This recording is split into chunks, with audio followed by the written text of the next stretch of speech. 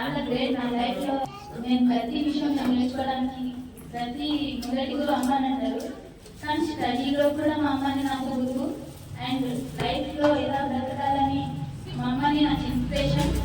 First of all మా daddy Srisailam bank దగ్గర work చేయించేవాళ్ళు, contractor మా డాడీ.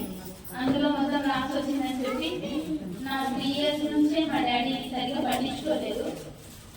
అంత బాగా సంపాదించడం కోసం ఇన్వెస్ట్ చేసేవాళ్ళు. చిన్నప్పటి నుంచి మొత్తం మా అమ్మనే చూసుకొని పెంచింది. మా పబీహా అంతా ఉన్నప్పటి నుంచి నేను టీవీ ముందు డ్యాన్స్ చేసేదాన్ని. దాన్ని చూసి మా అమ్మ చాలా బాగా చేస్తుందని అప్పటి నుంచి నేర్చేయడం కానీ ఎంకరేజ్ చేయడం కానీ అది నాకు రామాయణ మహాభారత అవన్నీ పెట్టుకొని చూసేది.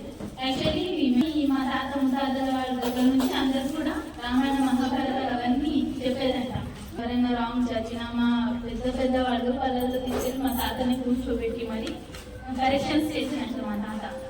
కూడా మా అమ్మ పురాణం ఉంటుంది కదా, అది కూడా మా అమ్మ ఊరు మొత్తంలో అంటే ఊరు మొత్తానికి ఒక మొసాబ్ నేర్పిస్తారు, కానీ ఊరు మొత్తానికి మా అమ్మనే నేర్పించేది.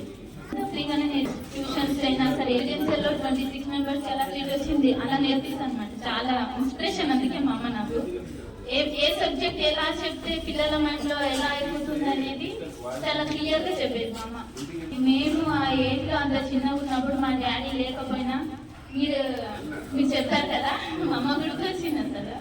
రియల్లీ ఇలాంటి మదర్స్ చాలా గ్రేట్. నేను వన్ డే స్పెండ్ చేయాలంటే ఒకదాని డ్యూటీ మీద వెళ్తే నాకు భయం వేస్తుంది.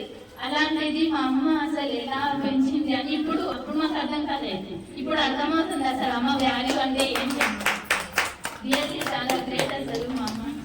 డాన్స్ లో కూడా ప్రతి విషయంలో మీనింగ్స్ చెప్పడము, ఇంత ఉన్నప్పటి నుంచి మనకు చెప్తేనే ఇప్పుడు ఈ స్టేజ్ లో ఉండగలుగుతున్నామంటే దానికి కారణం మన పేరెంట్స్ అవుతారు.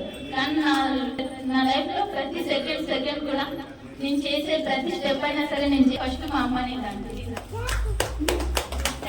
You so much.